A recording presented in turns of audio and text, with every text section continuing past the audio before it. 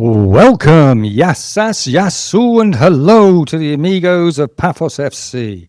I'm your host, amigo Darren, and we're here today to talk about the game from Wednesday evening. Yes, I know it's a little late, but hey, we've all got lives, and even I've got a little one, but we won't go into that.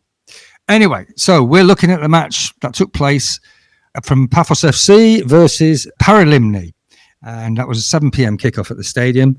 And we're just going to take you through some of the highlights of the match. So the boys came out. Paralimni were playing in blue and white stripe, and Pafos were playing in the dark blue kit, of which we were playing from right to left in the first half.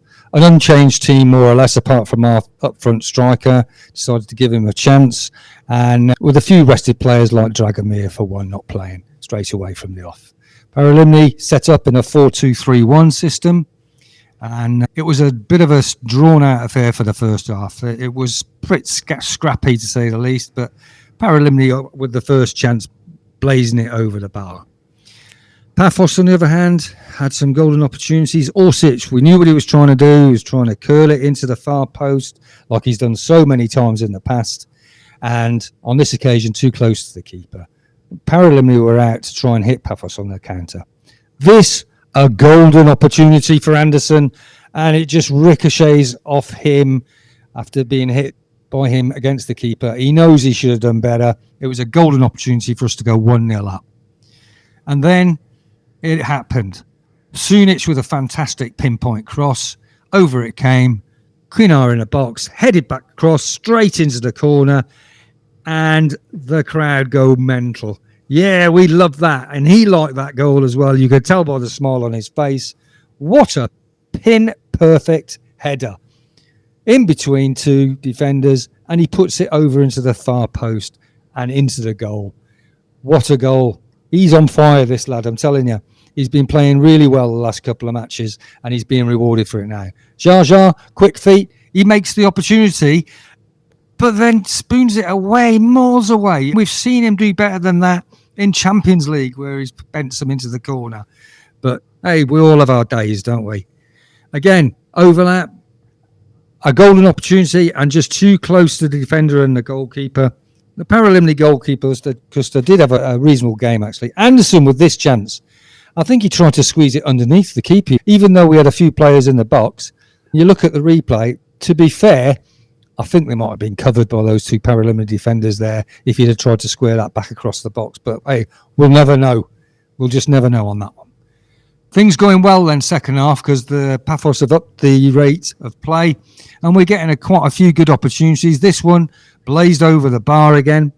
We just don't seem to be taking the chances, and we're wondering whether or not it's going to be one of those days where Paralimni managed to squeeze it to 1-1. Golden opportunity there for them to do, but not on this occasion. There must be some kind of EMP device fitted on the field in that area that makes the ball go funny. Anyway, this came through. Bang! In it goes. Yes, that's got to be 2-1, hasn't it? Quinar again. He's on fire. Even the keeper thought he was on. But, oh, hold on a minute. VAR. I tell you what, if we didn't have VAR, that would have been a goal. A goal of goals as well. But look, yeah, they've given it as offside. The referee says, yeah, check's over. It's offside. Off you come, son. That's not going to make it 2 at all.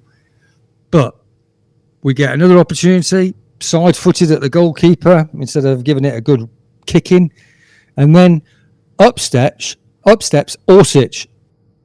Look at that for a goal. Bent right into the far post. What a strike. We were saying earlier that he doesn't make mistakes with these normally.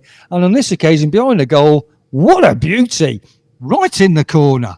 Orsic, he's done it before and he's probably going to do it again. Great stuff. And then we get this. That's got to be a goal-scoring opportunity for Pafos. Surely red card. No, said the referee. It's a yellow only. Well, you can imagine the Pafos fans, they weren't too happy about it. And I cannot repeat some of the things they were chanting about the referee.